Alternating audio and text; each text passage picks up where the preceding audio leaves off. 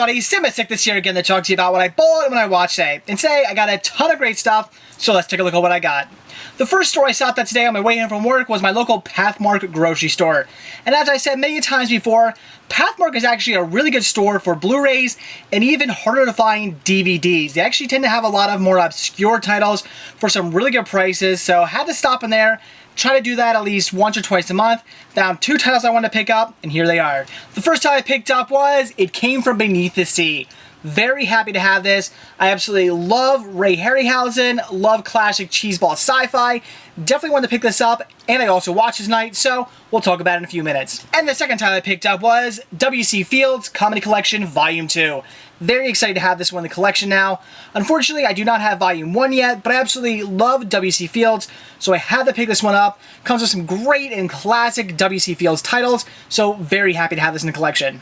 Then when I got home, waiting for me on my doorstep was a title I ordered off of Walmart.com, and that was Paranormal Activity 3. This here's the Blu-ray DVD digital copy combo pack. Now, I'm going to assume this movie is going to be horrible, because the second one wasn't all that great. I've heard this one was pretty bad. I'm going to assume it is.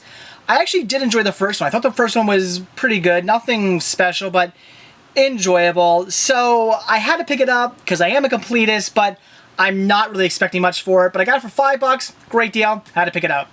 And then I saved the best for last. My father-in-law, a great guy, decided to give me an early birthday present, my birthday not being until October.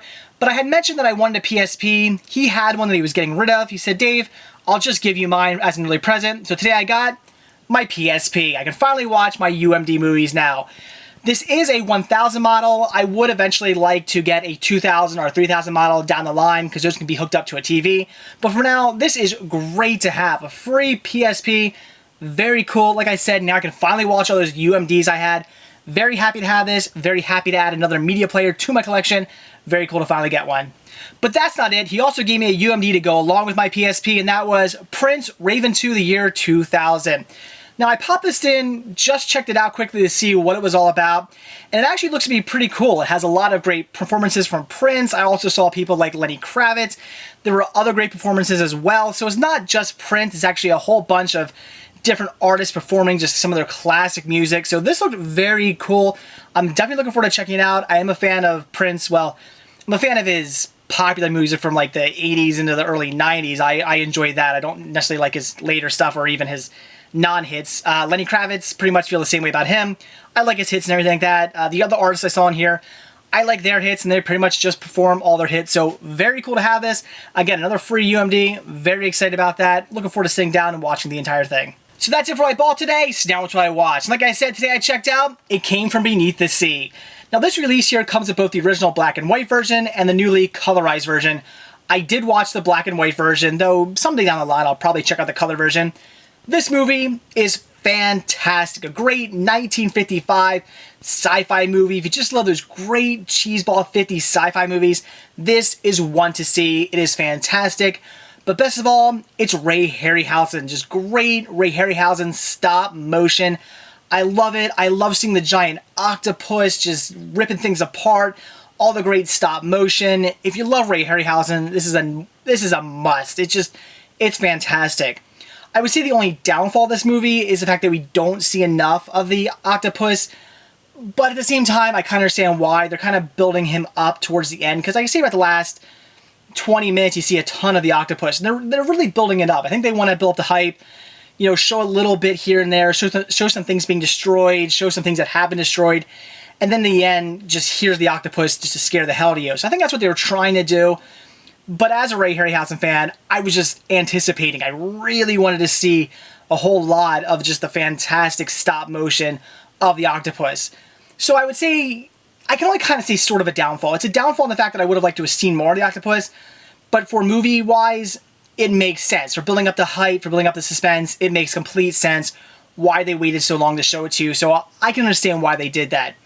The love story in this movie, could have done without that too, but it is the 50s. They always throw some kind of love story in there. There's a scientist woman and I guess he's like a captain or an admiral, whatever you want to call the person who commands the submarines. They fall in love with each other. A little cheeseball, but again, it's 1955, so it's come to be expected. But a fantastic film, you know, I'm just nitpicking here. The movie is amazing.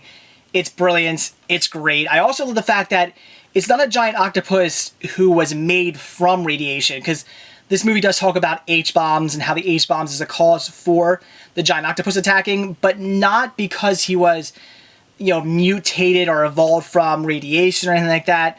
It's because he actually lived down deep in the ocean, and they dropped these bombs and they disturbed him, and he became radiated, and his food source knew that he was radiated. Apparently, they say fish have internal like Geiger counters and they swim away.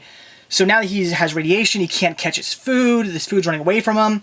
So he has to now attack basically humans to eat them. So he comes up from the deeps and attacks San Francisco. And I love that. I thought it was a really cool twist, because a lot of times in these movies it'll be giant creatures created from radiation, whereas this one, he was just disturbed by radiation. Thought that was a great twist. Very innovative, very smart way to go about this. So a fantastic movie. I can't say that enough. If you just love great 1950s sci-fi and you are a huge Ray Harryhausen fan, this is a must-have and a must-see. Brilliant film. So that's it for what I bought when I watched today. Definitely got some great stuff today. Getting It Came From Beneath the Sea. Love the film. Very happy to have that in my collection. That W.C. Fields collection, that's fantastic. Got that for a great price. Really, really nice box set. Also getting Paranormal Activity 3. Yeah, okay, maybe that's not so great. Like I said, I hear it's probably pretty bad, but I did get it for $5, and $5 for the Blu-ray combo pack. That also sounds good. Getting a free PSP, obviously you can't complain about that, and also getting the free UMD to go with it. Once again, not complaining. So a great day. And also watching It Came From Beneath the Sea, I loved it. I can't say enough about it. Again, classic sci-fi, so if that's your thing, definitely pick it up. So that's it. Thanks for watching. Stay tuned to see what I bought when I watch tomorrow. See ya.